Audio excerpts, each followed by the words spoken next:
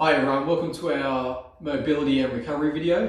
We're going to run through a range of different movements, stretches and releases using obviously bodyweight stretches, bands, balls and foam rollers. I'm going to just teach you how to maintain and recover those muscles and joints so we can minimize injury and stay on the training paddock. So this part one of the video, we're going to focus on the lower limbs, the lower leg. So looking at feet, ankles, and the calf and shin area. So moving straight into it, one of the best ways to figure out what we need to address and where our areas of weakness or tightness are, just a quick little assessment. So one of my favorites, everyone that trains with me knows it, I love to just come down into a squat hold and see how that feels. See if the body can get down into the position I'm looking for and see if we find any tightness or stiffness. So if you have a bit of a rounding in your back or tension in your hips, that's okay, we'll look at that a little bit later. For this part one, we're just going to look at the ankles and shins. So if you are someone who can only come down to like here, a lot of the time that is because you can't get the dorsiflexion you need to get those knees out over the toes and drop down into that hole. So we want to release the ankle, release some of the muscles around that shin area, and obviously address the feet as well. So where I'm seeing a lot of my athletes with a rolling in and collapsed arches. So we want to maintain strong arches when we come down into that hole and see if we can hold position. So first thing I'm going to do is just run through a few stretches. Then we're going to grab the foam roller. Then we're going to grab the trigger point ball and try and just really wholeheartedly hit the whole lower leg and see how we feel after that. So just checking my trusty board. Obviously, so we assessed with the squat hold. And that's the first stretch we're going to go into. So if you do have trouble there, what I'm looking for you to do is come down and grab something and hold on to and just slowly lower your body weight and try and get that knee out over the toes. So it's not like we're training and doing heavy weight stuff where sometimes people say don't get your knees over your toes. That's exactly what we want to do in this stretch and minimize the angle here from the shin to the foot. So we're not looking for a 90-degree angle. We want to see that we can get that range of motion where the shin comes out over the foot.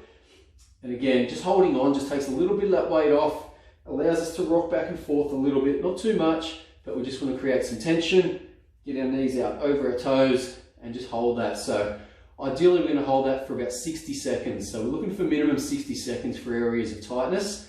If you don't feel any restrictions, that's okay. You can probably hold it for 20 or 30 and just move on. So that's stretch number one.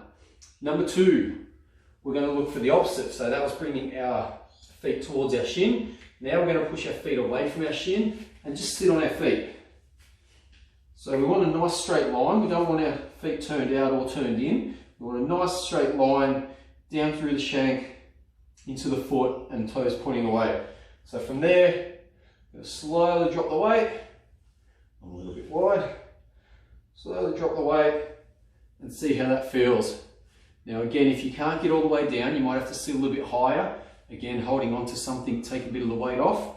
Sit down into it, 60 seconds, get that nice big long stretch. You should feel it if you're tight, especially up through the front of the shin. There's a muscle next to your shin bone that you'll feel it through, tibialis anterior, and also through the ankle joint. You'll feel a little bit of a stretch down through there. So that's normal.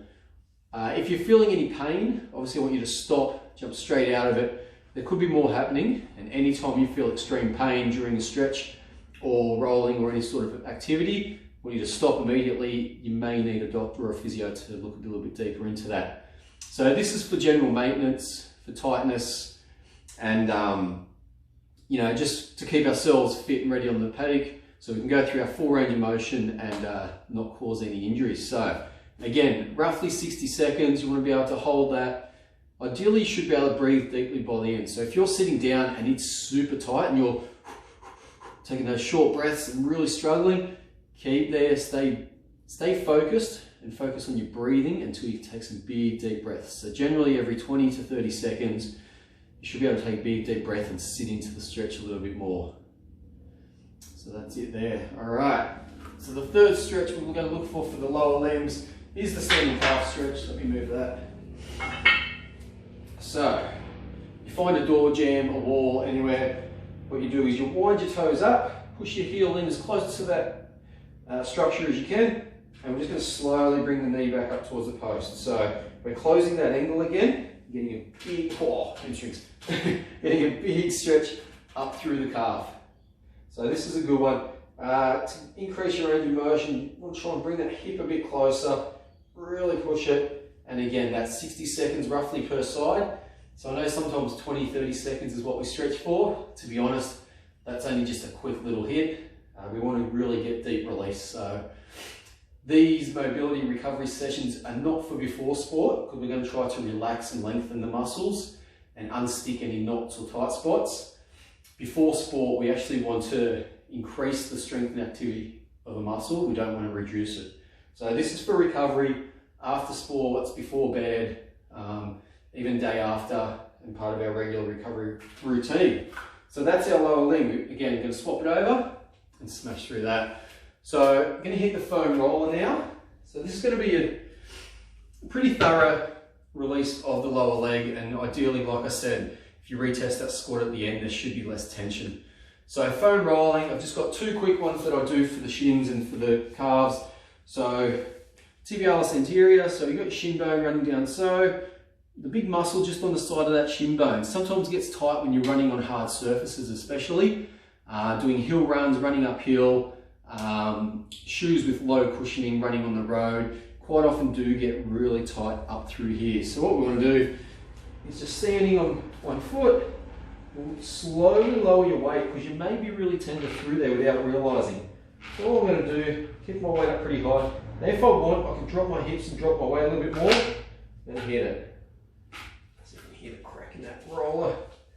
I'm just going to run it over, back and forth, back and forth.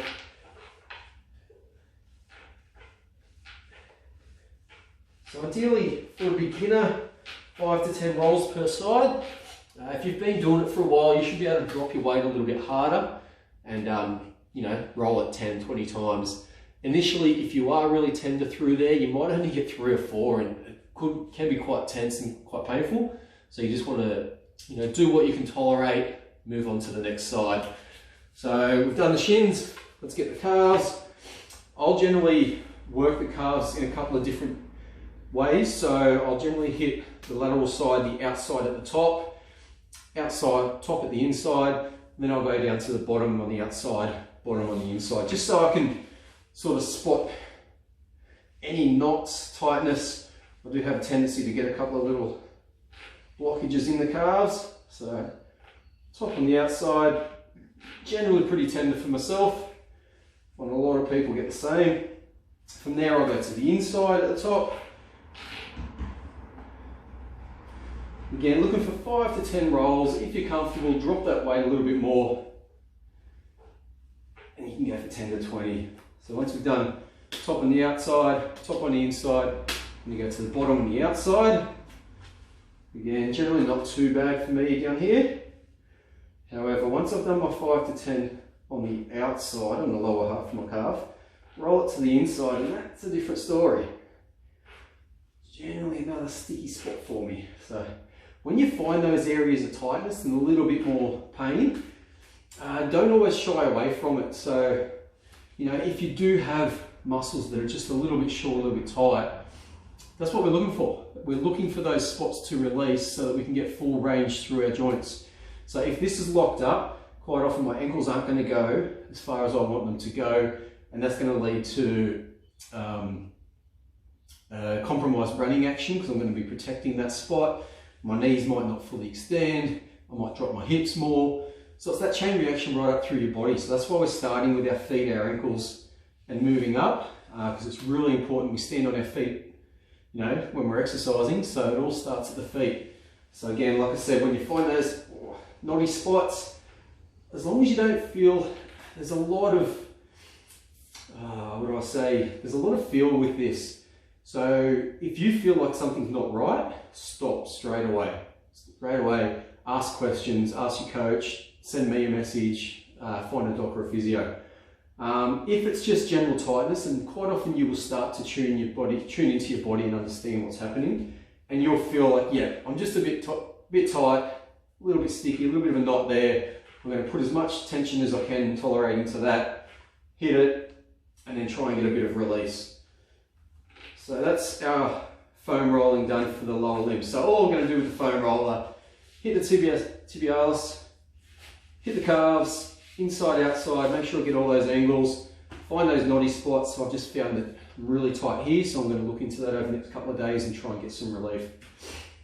Moving on to trusty lacrosse ball. So I do have a performance pack behind me. It's sort of been trying to push people towards having a band, a roller, a lacrosse ball, and as an optional extra, the old peanut, the double ball, can pretty much take care of all your myofascial release and maintenance. So with the lacrosse ball, I mentioned the arches earlier. It's always good just to assess. Our feet can get really tight. Wearing boots, wearing joggers, sometimes they don't fit perfectly. Sometimes we just are prone to holding some tension through our feet. So just stand there, just have a bit of a fish around. So it's called informed freestyling, where you're just sort of rolling around, looking for tight spots, looking for tenderness. For me, just to the outside of my foot, behind the little toe, halfway down. Oh yeah, that's a bit tight. So I'm just going to give that a bit of attention.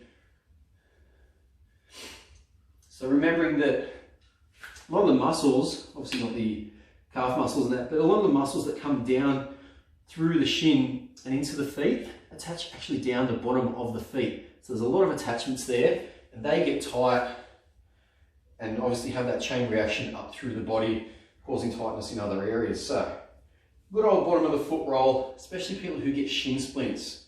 If you get shin splints, grab a golf ball or a lacrosse ball, have a go at this, and then do that tibialis anterior roll, and you'll find that, you know, potentially over a couple of weeks, you can really eliminate those shin splints just by freeing up the muscles down through here. So trigger point ball, we've rolled the under the feet, similar to what I did with the foam roller for the calves. So I'll generally just attack those tight spots that I mentioned, but you can sort of fish right around the calf and see what's going on. For me, I know my body, I know I get tight here, I know I get tight here on the outside and here on the inside. So I'm just going to, you know, prop my weight up on my arms, and then based on how I feel, I can just sort of drop my hips down, push a bit of weight down into the ball and go after it.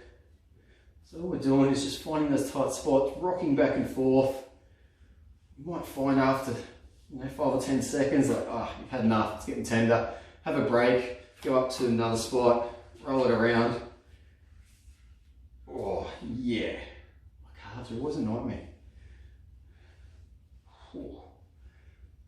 Yeah, that's tender. So if it's really, really tense, sometimes I'll just stop, take some deep breath and sit on that, right on the middle of that tight spot. So the pain threshold is, you know, you test it, you test where you're at, you see what you can tolerate, and just rocking back and forth a bit. Ooh. Yeah, all right, so that's our calves. So once you've gone through, it's pretty straightforward. So we've got those stretches, we're gonna get our knees out over our toes, we're gonna sit on our feet, lengthen through here, standing calf stretch, up against the wall, door frame, whatever you got. We're going to foam roll the front and the back of the calves. We're going to trigger point roll the feet, the front and the back of the leg, and then we're just going to retest. So from there, I'll come back down into a squat. And straight away, my ankles just feel a little bit freer. I can drop down and I can rock back and forth. I know I could do it before, but it does feel like there's less tension through there. Now, unfortunately, I've found Pandora's box there. I'm going to have to adjust the calves because they're a little bit tight. But that's what we do. So we start by doing a little bit of a test.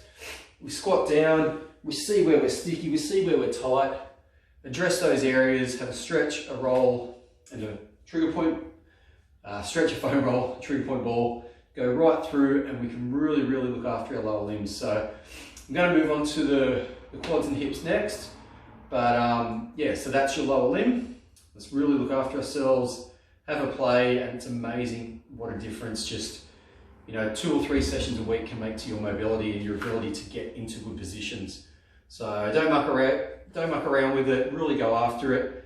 But yeah, if you do feel like something's not right, there's too much pain, it's quite intense, or it's something that's been lasting a long time, obviously follow it up, get some medical advice, and see where you're at. So that's our lower limb. And yeah, I'm just going to freeze it here, and then we'll move on to quads and hemis.